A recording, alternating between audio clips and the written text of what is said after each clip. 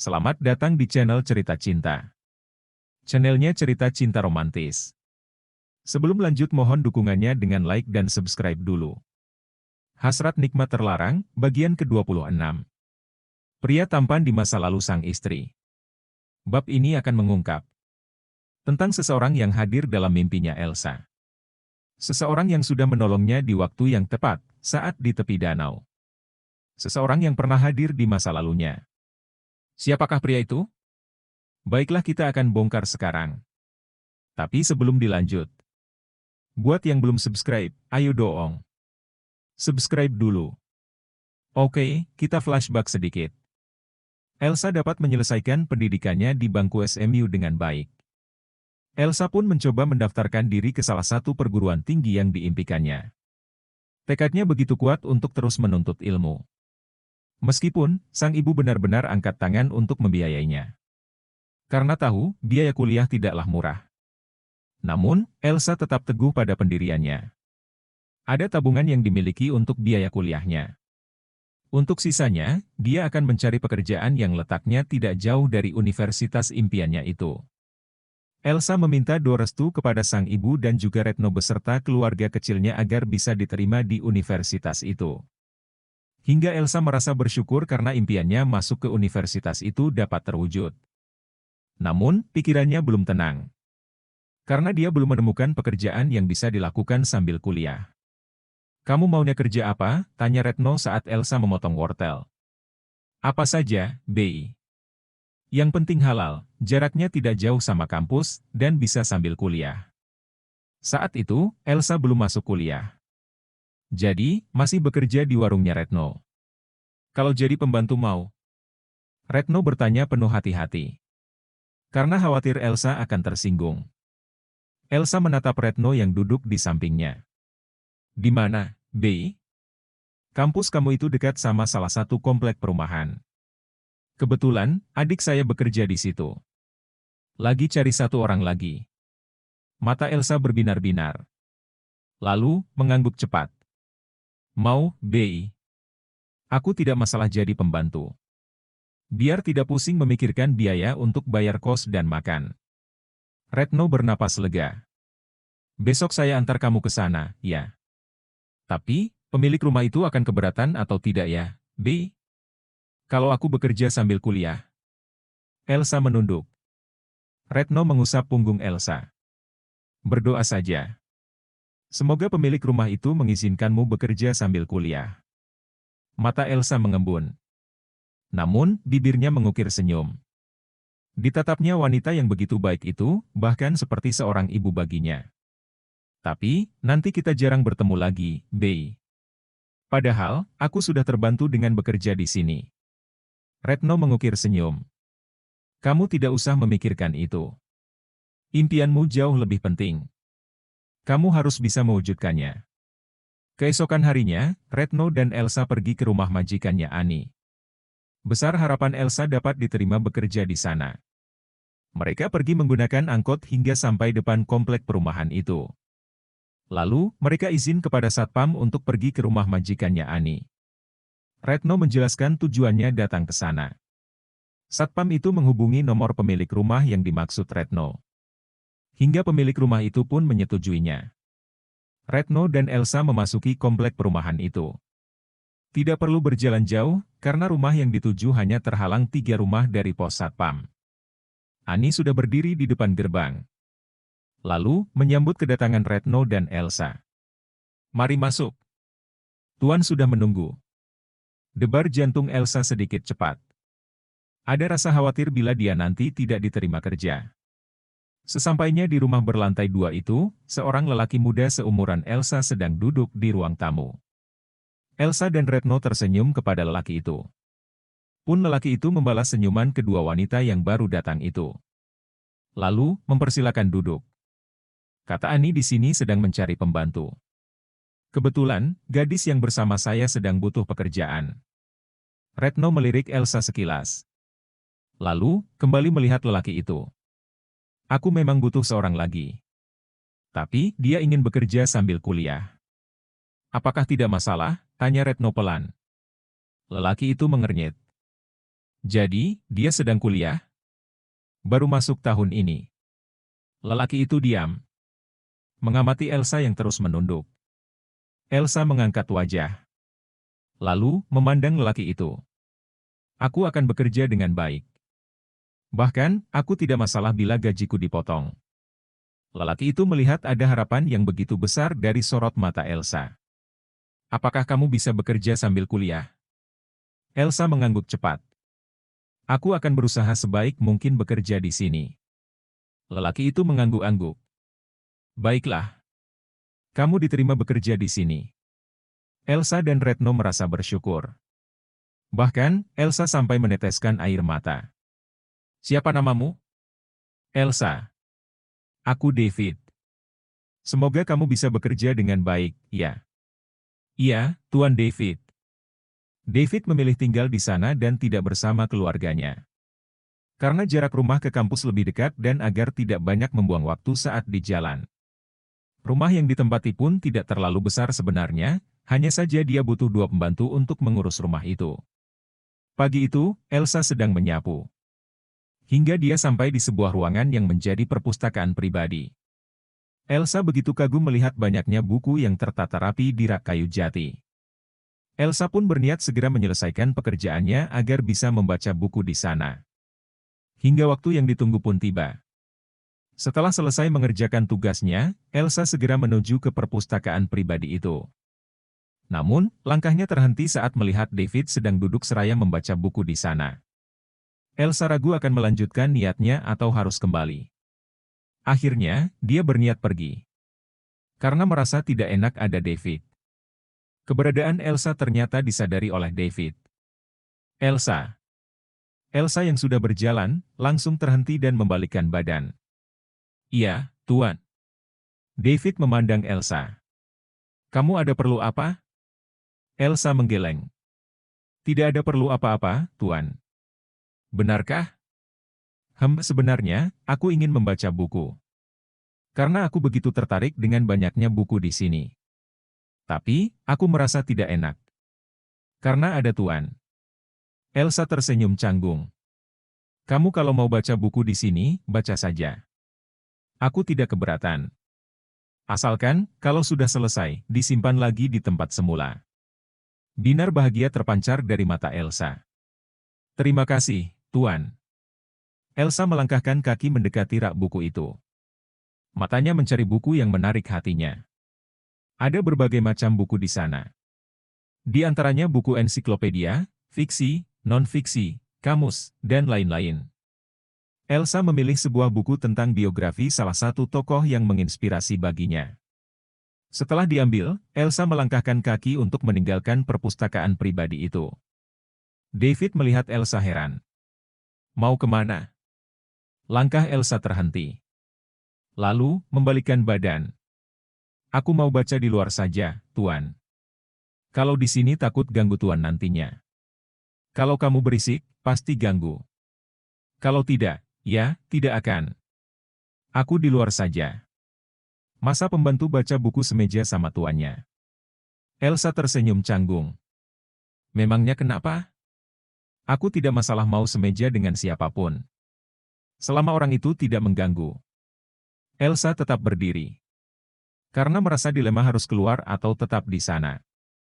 Sudah. Tidak perlu takut atau merasa tidak enak. Aku bukan tipe majikan yang memandang rendah pembantu. Karena kita sama-sama membutuhkan. Akhirnya, Elsa memilih membaca buku di sana. Meskipun, ada rasa canggung. Namun, di sisi lain, dia bersyukur mendapatkan majikan yang begitu baik. Elsa masuk kuliah pagi. Jadi, dia harus bangun lebih awal agar pekerjaannya dapat segera diselesaikan. Mulai dari menyapu, mengepel, dan menyiram tanaman.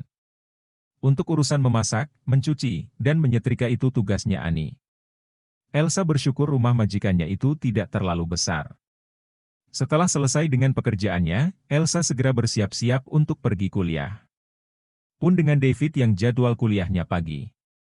Pernah saat itu David mengajak Elsa pergi bersama karena merasa kasihan bila gadis itu harus berjalan dulu sampai depan komplek dan menunggu angkot.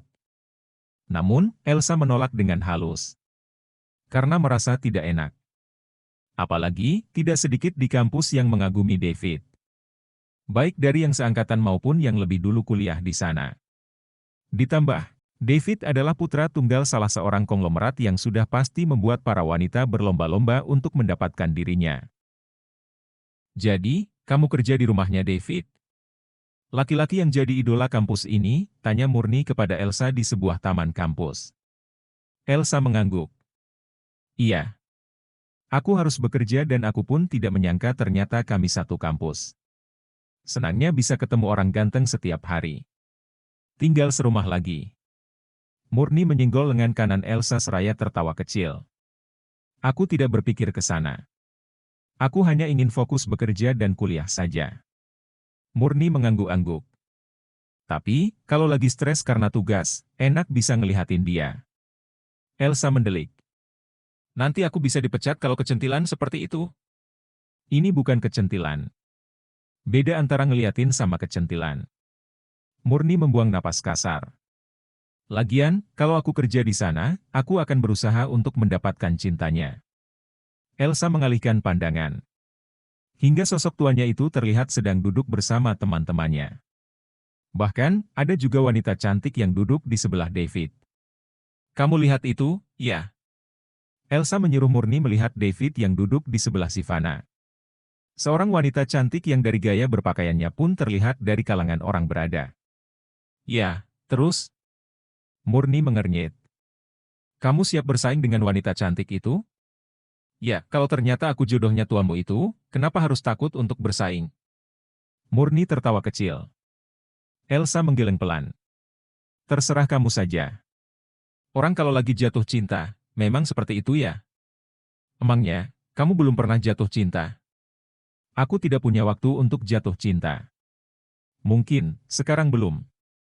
Tapi, nanti bisa saja kamu merasakannya. Bahkan, bisa jatuh cinta terlalu dalam.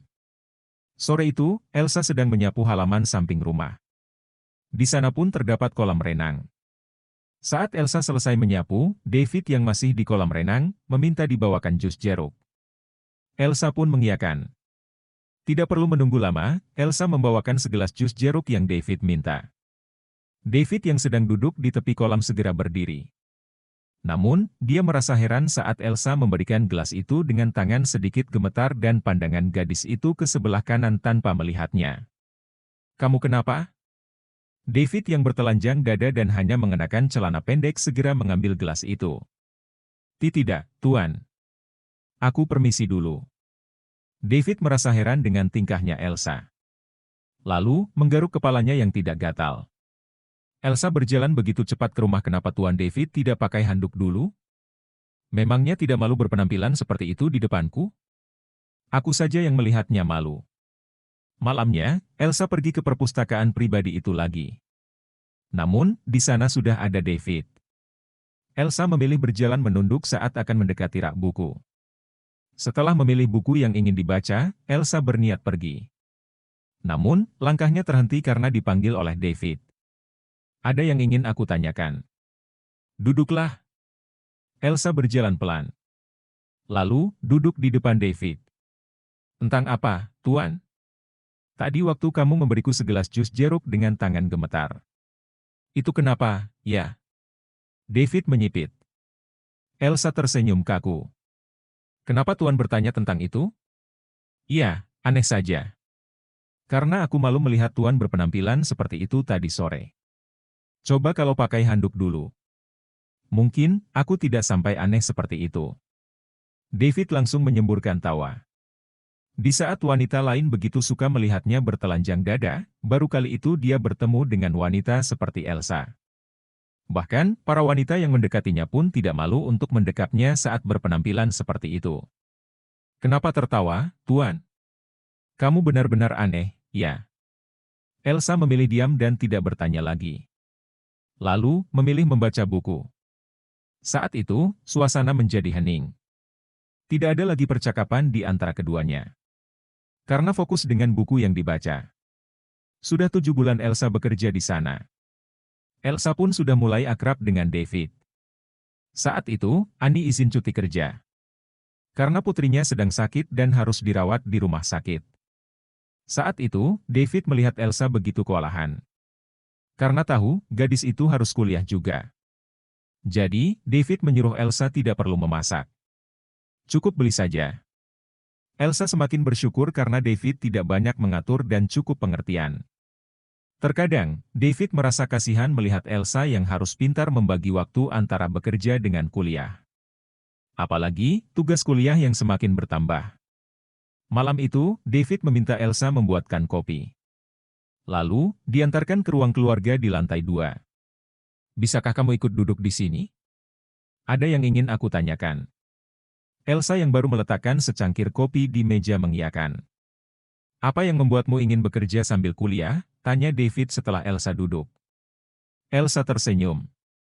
Aku ingin tetap menuntut ilmu dan bisa menjadi orang sukses, Tuan. Yang waktu itu mengantarmu ke sini bukan keluargamu? Elsa menggeleng pelan.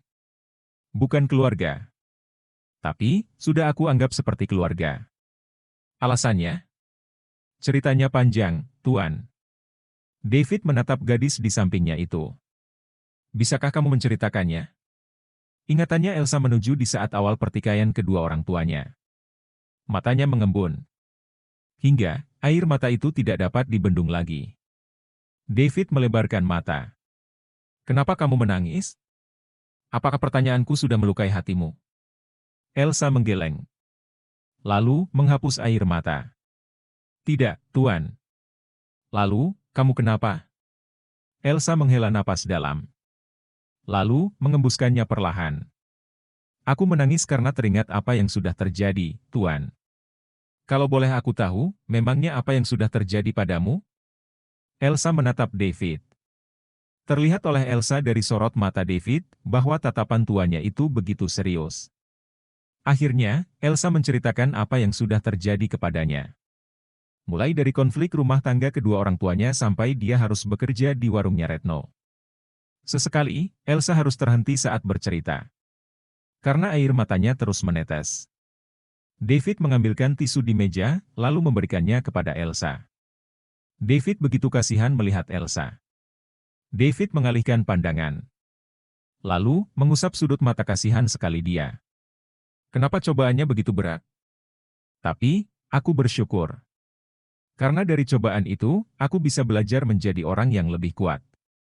Sampai aku masih bisa bertahan sampai saat ini. Elsa menghapus air mata. Lalu, mengukir senyum. David mengangguk-angguk. Ya. Kamu adalah wanita yang kuat. Aku bangga padamu, Elsa. Kamu bisa melewati semua itu. Elsa melihat secangkir kopi yang belum diminum David. Kopinya kenapa belum diminum, Tuan? David melihat secangkir kopi yang sudah dingin itu. Aku ikut terhanyut dalam ceritamu, sampai lupa untuk minum kopi. David tersenyum. Elsa sadar bahwa banyak yang mengagumi David. Salah satunya karena lelaki itu begitu tampan. Ya, saat Elsa melihat David tersenyum, memang begitu memesona. Kenapa kamu menatapku seperti itu? David menyipit, sedangkan Elsa langsung mengalihkan pandangan. Terpesona ya, sama senyumanku? Elsa menelan saliva. Yang terpesona sama Tuan David sudah banyak di luar sana. Aku tidak mau ikut-ikutan. Tapi, yang di sini belum ada sepertinya. David meminum kopi. Nanti Bei Ani. David langsung tersedak setelah mendengar perkataan Elsa. Masa Bei Ani? Elsa kembali menatap David. Oh iya, tipe wanitanya Tuan, kan, yang masih muda dan cantik. Seperti Zivana. Sok tahu kamu. David tertawa kecil. Maaf. Aku hanya menebak saja, Tuan. David meletakkan cangkir di meja. Lalu, kembali menatap Elsa. Elsa, apakah kamu pernah jatuh cinta? Elsa menggeleng. Aku tidak memikirkan itu, Tuan. Apakah karena kamu takut lelaki yang kamu cintai nanti seperti ayahmu? Ada rasa takut.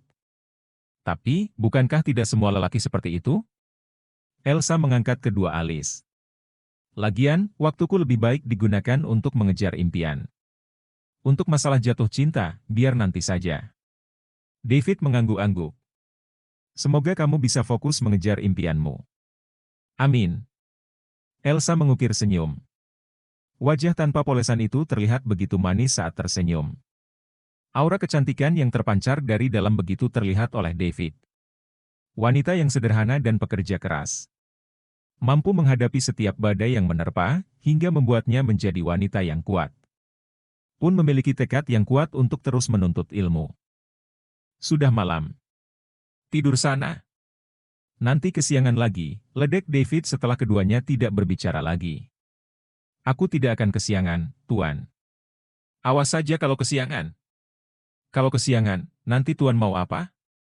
David menyentuh dagu. Tidak akan diizinkan ke perpustakaanku lagi sepertinya. Baiklah. Aku akan tidur. Elsa bangkit dari duduknya. David tertawa kecil. Berani tidur sendiri? Kamar sebelahnya kosong loh. Kamar kosong itu kamar yang ditempati Ani. Aku tidak takut, ungkap Elsa seraya menggeleng. Siapa tahu takut. Jangan mencoba mencari kesempatan dalam kesempitan ya, Tuan. Elsa mengarahkan jari telunjuk kanan ke wajahnya David. Hei, aku bukanlah lelaki yang suka meniduri wanita. Meskipun, di luar sana banyak yang rela menyerahkan kehormatannya untukku. Baguslah. Elsa segera pergi menuju lantai 1 dengan langkah cepat. David tersenyum. Gadis itu memang berbeda dari yang lain. Aku sudah pesan makanan untuk makan malam. Kamu tidak perlu masak, kata David saat Elsa mengeluarkan daging ayam dari kulkas. Elsa menoleh ke David yang sedang berdiri di dekat meja makan. Kenapa harus pesan terus, Tuan? Aku bisa masak, kok. Kamu sudah lelah sama pekerjaan rumah. Kamu tinggal duduk manis, tunggu pesanan datang. Oke. Elsa meletakkan daging ayam di kulkas. Baiklah, Tuan. David menarik kursi. Lalu, melihat Elsa. Duduklah. Mau berdiri terus di sana? Elsa berjalan mendekat. Lalu, ikut duduk. Bagaimana dengan kuliahmu? Apa ada kendala? Elsa menjawab dengan gelengan kepala. Terdengar suara bel. David segera keluar. Pesanan yang dipesannya sudah sampai.